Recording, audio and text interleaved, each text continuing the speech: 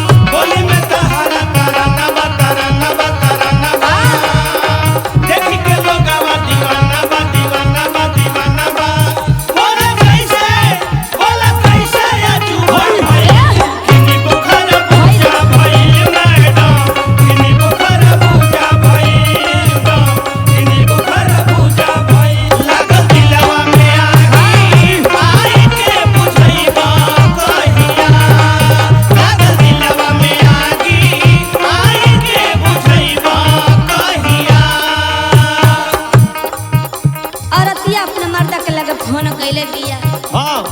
कहतिया कि इतना बेदर्दी हो जाइबो हम जानत तो ना रहनी। इतना निर्दयी हो जाइबो इतना गिर जाइबो तू नए गाम ना करैला काहे करैला तहरा हो ना बुझाइल कि नए गाम ना करैनी तो कुछ महीना घरे रही। मेहरारू में कुछ लागेला कि ना लागेला औरतिया कहतिया का तन बदन हमारा उठ ताबे राजा हो जाला। तन बदन हमारा उठ ताबे राजा हो जाला। तन बदन हमारा उठ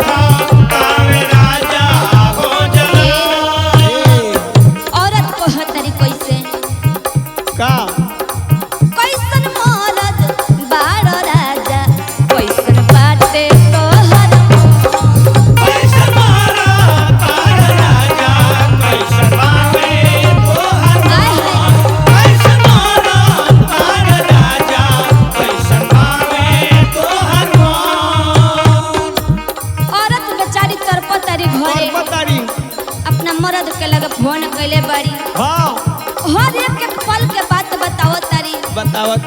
कहो तारी कैसे नहीं हमसे सहता या बतूरी हो नहीं हमसे सहता या बतूरी हो नहीं हमसे सहता या बतूरी हो काहे बुझत नहीं खरा जा मजबूरी हो काहे बुझत नहीं खरा जा मजबूरी हो काहे बुझत नहीं खरा जा मजबूरी हो तू न खजनत कि हम अकेले घर में कैसे रहतनी हां सासो बाड़ी तो दुआरे पर रहेली हम अकेले घर में कैसे रहतनी देवरो नतिया नहीं रहत देवरो नतिया नहीं खरत हंसी तो बोली तो तनी मन लागी वो बुढ़ भैंस हो गइल बा औरत को हतरी कैसे का ओठवा के लाली कनवा के बाली खोजे बिंदिया ओठवा के लाली कनवा के बाली खोजे बिंदिया ओठवा के लाली कनवा के बाली खोजे बिंदिया ए राजा जी हम हई है जतना दहिया पके गहनवा पहनले बानी ओहो इहो बिल खोता का कौनो औरत के साधना हो जे ओकर मर्द ओकरा लगे रहस कुछ पल बितावस कुछ समय बितावस कुछ ऊ बोलस कुछ ई बोलस तू कितना निर्दयी हो गइल हां हम जानत तो ना रहनी ए पीडिया कितना दिन औरत हो को हतरी औरतिया को हतिया का कहतिया ओठवा के लाली कनवा के बाली खोजे बिंदिया ओठवा के लाली कनवा के बाली खोजे बिंदिया ओठवा के लाली कनवा के बाली खोजे बिंदिया लागल दिलवा में आगी लागल दिलवा में आगी आई तो कोई को कहिया लागल दिलवा में आगी आई के बुझइबा कहिया आई के कोई को कहिया लागल दिलवा में आगी आई के बुझइबा कहिया रे बनाई कनिया बाहर भेले खाती कहिया अरे मन हमरे लमाना बा बैठ में रखाई जवनिया मन में जे कहरा सवार रहिए राजा जी मन में जे कहरा सवार रहिए राजा जी वादरी कमरिया जिंदगी भर रहिए राजा जी वादरी कमरिया जिंदगी भर रहिए राजा जी लागल दिलवा में आगी आई के बुझइबा कहिया लागल दिलवा में आगी आई के बुझइबा कहिया नचा तारू लो ठीक बाटे हम अपने के कमजोर बनी हां तू लो तो अपने दे बढ़िया बढ़िया बता रहे के बहुत सुंदर भगवान बनले बानी बढ़िया बा लेकिन कहीं गलतियों से हमरा के ढोकल गुलो तो हम गिरोड़ जाए तनी बचाइए के औरत को हतरी कैसे जब से गावा न करइलो परदेश बारा हो जब से दावा ना करवला परदेश बारा हो जब से दावा ना करवला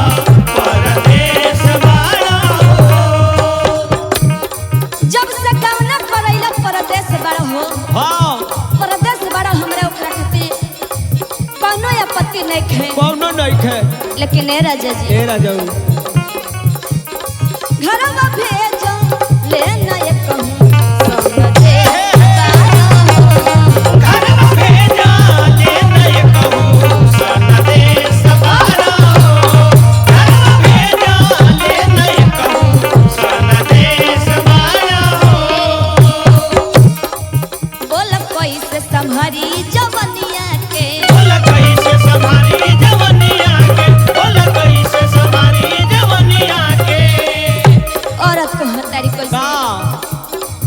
घर छोड़ के गइल बड़ा कनिया के अरे छोड़ के गइल बाड़ा कनिया के अरे छोड़ के गइल बाड़ा कनिया के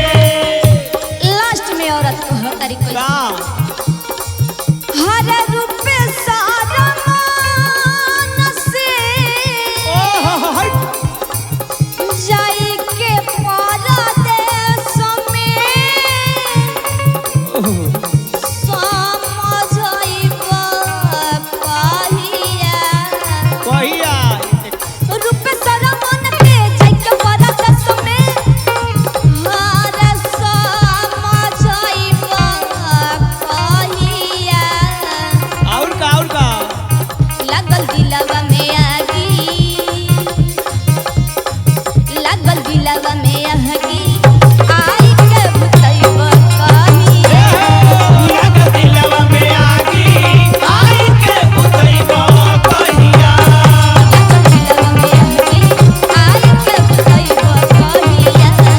लागल दिलवा में आगी आई के भुतइबा कहिया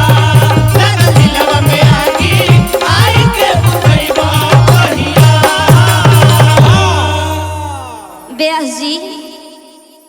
अबे आई आई आ तनी देखो तनी कि अब की पारी रोड़ा केंगे गावत तनी अब की राउर पारी कैसे आवतिया अब की बार रोड़ा कैसन गावत तनी वो तरीका से जवाब दियाई पहिल का बेर के ना हो के छोड़ देले रहू हाँ हाँ अपन बकोर देव पड़ी